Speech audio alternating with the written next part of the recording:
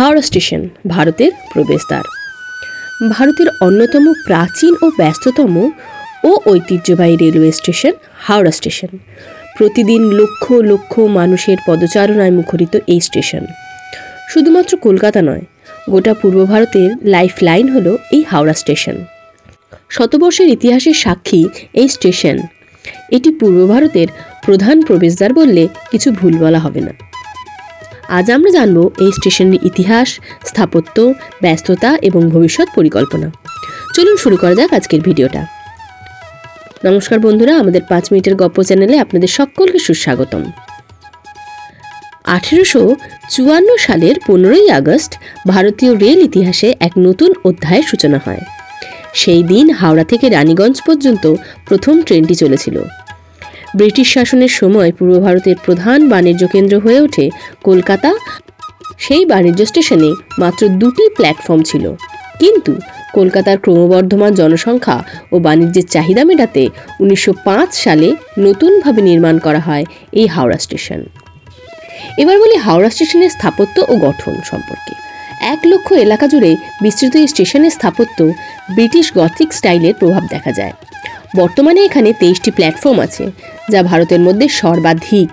2টি পৃথক টার্মিনাল, একটি পূর্ব রেলওয়ের জন্য আর একটি দক্ষিণ পূর্ব রেলওয়ের জন্য। একটি আকর্ষণীয় তথ্য আপনাদের দিয়ে রাখি, আপনারা হয়তো অনেকেই জানেন না হাওড়া স্টেশন থেকে ভারতের সবচেয়ে দীর্ঘতম রেলপথ চলে, যেমন হাওড়া থেকে ডিব্রুগড়ের ব্রহ্মপুত্র এক্সপ্রেস এবং হাওড়া থেকে কন্যাকুমারীর বিক্রমশিলা এক্সপ্রেস। ব্যস্ততম হাওড়া স্টেশনে দৈনন্দিন কত যাত্রী হয় জানেন? আসুন জানি। হাওড়া স্টেশনে প্রতিদিন গড়ে 1000টিরও বেশি ট্রেন আসে এবং যায়। এর মধ্যে লোকাল, দূরপাল্লার, সুপারফাস্ট এবং প্রিমিয়াম ট্রেনও রয়েছে। প্রতিদিন প্রায় 10 লক্ষ যাত্রী এই স্টেশন ব্যবহার করেন, যা এটিকে ভারতের ব্যস্ততম রেলওয়ে স্টেশনগুলির মধ্যে একটিতে পরিণত করেছে।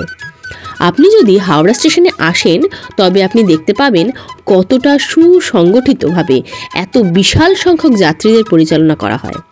এখানে আধুনিক ticket counter, waiting lounge, app ভিত্তিক ক্যাব পরিষেবা রয়েছে।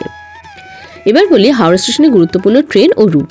হাওড়া স্টেশন থেকে অনেক গুরুত্বপূর্ণ ট্রেন ছেড়ে যায়, যার মধ্যে অন্যতম হল হাওড়া দিল্লি রাজধানী এক্সপ্রেস, ভারতের প্রথম রাজধানী এক্সপ্রেস। এছাড়া রয়েছে হাওড়া চেন্নাই মেল, ভারতের প্রাচীনতম ট্রেনগুলির একটি। আর রয়েছে হাওড়া অমৃতসর মেল, উত্তর ভারতের অন্যতম প্রধান সংযোগ। এছাড়া রয়েছে গঙ্গাসাগর এক্সপ্রেস, যা হিন্দু তীর্থযাত্রীদের জন্য বিশেষভাবে জনপ্রিয়। এছাড়াও কলকাতা মেট্রো হাওড়া স্টেশনের সঙ্গে সংযুক্ত হয়েছে, যা যাত্রীদের জন্য অনেক সুবিধা সৃষ্টি করেছে।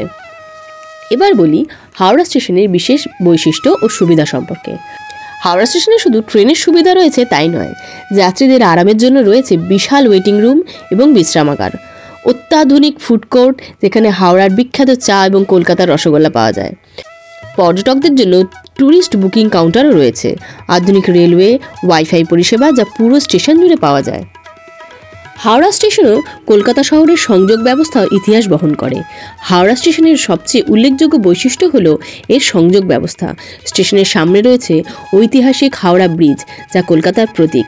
এছাড়াও হাওড়া থেকে কলকাতা শহরে যাওয়ার জন্য রয়েছে সরকারি ও বেসরকারি বাস সার্ভিস, ফেরি সার্ভিস, যা গঙ্গা পারাপারের জন্য বিশেষভাবে জনপ্রিয়।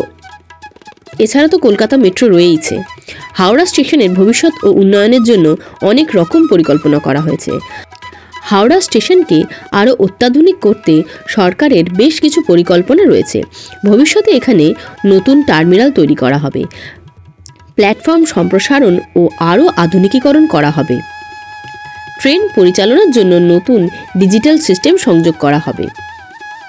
হাওড়া স্টেশন শুধু একটি পরিবহন কেন্দ্র নয়, এটি আবেগ, ইতিহাস ও ঐতিহ্যের প্রতীক। এটি কলকাতার প্রবেশদ্বার এবং পূর্ব ভারতের গুরুত্বপূর্ণ লাইফলাইন। আপনি যদি কলকাতায় আসেন, তবে হাওড়া স্টেশনের প্রাণচঞ্চলতা অনুভব করতেই পারবেন। আপনাদের হাওড়া স্টেশন নিয়ে কী অভিজ্ঞতা কমেন্টে অবশ্যই জানাবেন। ভিডিওটা ভালো লাগলে লাইক করবেন, শেয়ার করবেন এবং চ্যানেলটিকে সাবস্ক্রাইব করবেন।